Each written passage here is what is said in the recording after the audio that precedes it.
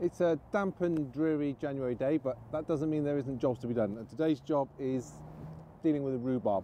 Now I always like to have 3 rhubarb plants at least. That way I can actually force one of the rhubarbs, and that just involves putting a black cover over it so that it excludes the light, and that will force the rhubarb to give you a really nice juicy sort of pinky white tender stems. Now once you've forced the rhubarb, it's best to you leave it then for a couple of years before you force it again, hence why I've got 3 plants. But these ones have been in here for about 5 years more, and they're getting a bit bound now. So today's task is we're going to lift one of these out and show you how to divide it up so that we get some fresh new rhubarb and give it some more invigoration and growth. So I'm going to leave this one for growing normally. This one we're going to end up forcing. It's just started to shoot already, so we'll end up putting a black bucket or something over that once we've tidied it up. And this one down here is the one that we're going to be moving. So without further ado, let's get that one out. So we're just going to get a fork under this and lift it up. We want to get the most of the root possible out.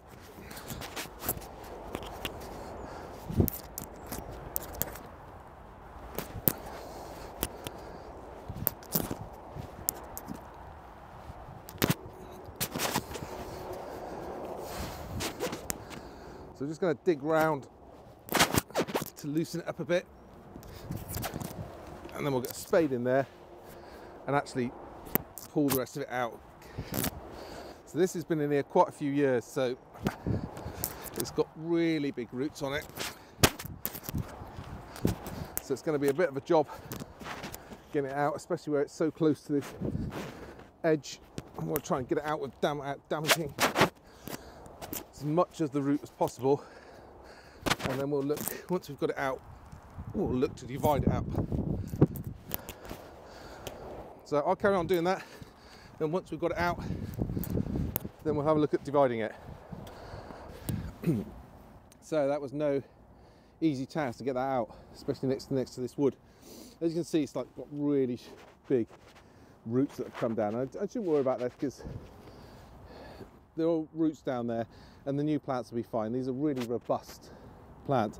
So let's talk about trying to divide this up into sections. So the idea behind these is that if you look at the top here, you'll see that there's these heads in there, and tidy it around a bit so you can see.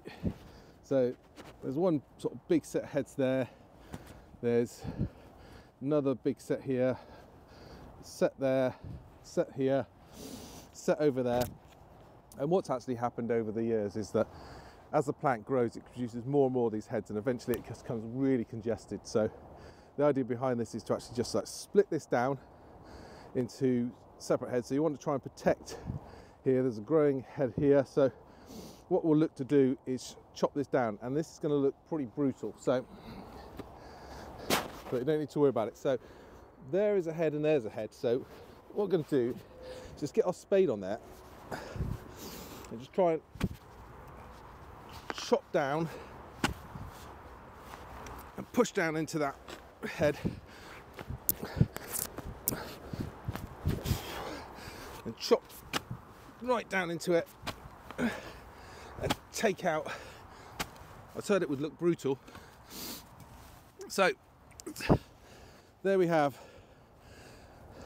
the head. We'll take that old bit off, and there we've got one head on there and a couple on there. So what we'll do is we'll split that out. As you can see, it's like, looks absolutely like you're devastating it, but these will just grow back fine. There's a nice growing head there. There's another set there, and I think there's one here, one there, and then we'll keep this one as well here. So we'll get about 5 different plants out of this. So let's carry on chopping down. There's another one. We'll go down through the middle there to get that one there. As I say, this the only thing you want to avoid, as I say, is damaging the heads themselves. As long as you cut down around those, they'll be fine. And there we go. There's another one. You see, it's like really woody underneath, and that'll grow fine. The head there's still intact. Bit of moss on there, take that off, and that'll grow into a lovely new rhubarb plant. Now, when you're transplanting these and doing these, obviously it puts a lot of stress on the plant to actually do that. Another one there. I think we'll chop that one there.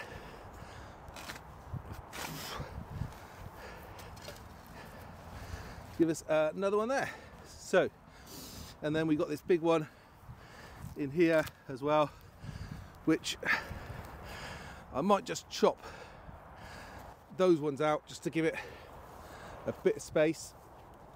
As I say, it's pretty brutal, but don't be scared, because in the long run you're helping this plant out. Each one of these will then become a new rhubarb plant. So we'll keep this one here and just trim the edges off, and there we have 1, 2, 3, 4, 5, 6, 7 new rhubarb plants, which we're going to go and put in the bed over the way. We'll put 3 in, and the other ones, what we'll do is we'll put them into pots, just in case those 3 don't take. And then we've got some spare replacements. So let's go and prep the ground and plant those back in. So it's now time to get these replanted.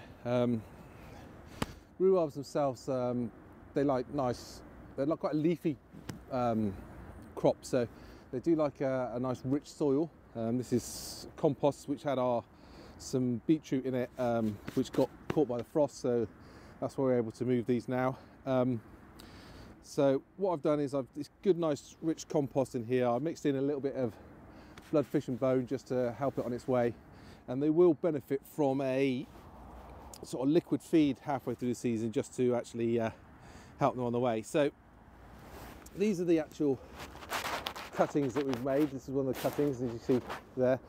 Now these are the crowns around here, and you want to put the soil level up to but not over the crown, otherwise it'll all rot.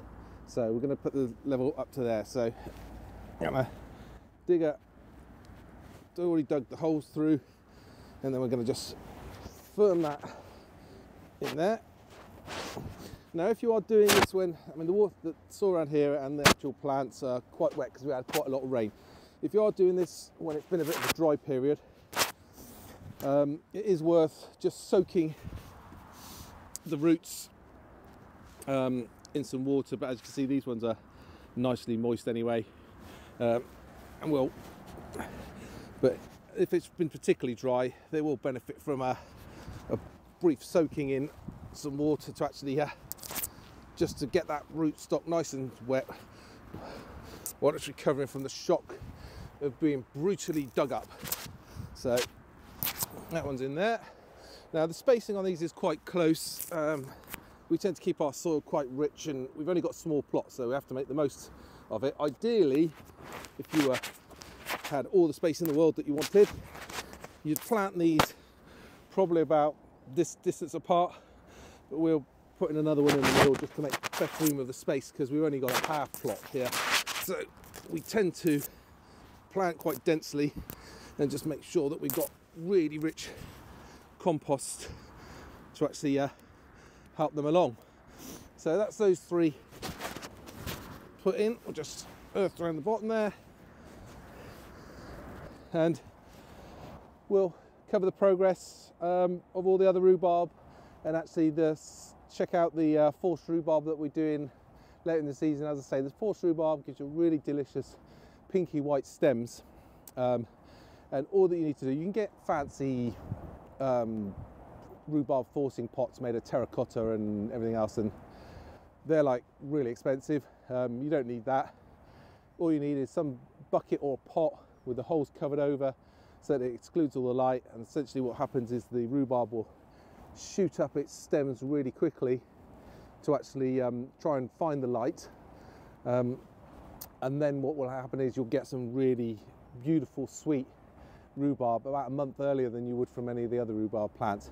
One point to note, if you are forcing it using a pot, or I use my black dustbin, it's worth just taking it off once a week, just to let a little bit of air circulate around, just to stop any damp and mould getting in there. Okay, so that's those ones done. I'm gonna go and get some pots and pot up the other ones and see how many we ended up with. Here we are, there's the 3 that we planted in, and over here is 4, 5, 6, 7, 8, 9, 10, 11. So 11 rhubarb plants from one plant. And as I say, don't worry about all this root that you've chopped off. You're doing the plant a favour by basically making sure that it's going to be invigorated and not overgrown. This particular one on this end was looking a little bit limp this year because basically there's just far too many crowns in a given space. So that's 11 plants from one rhubarb plant. That's a job done.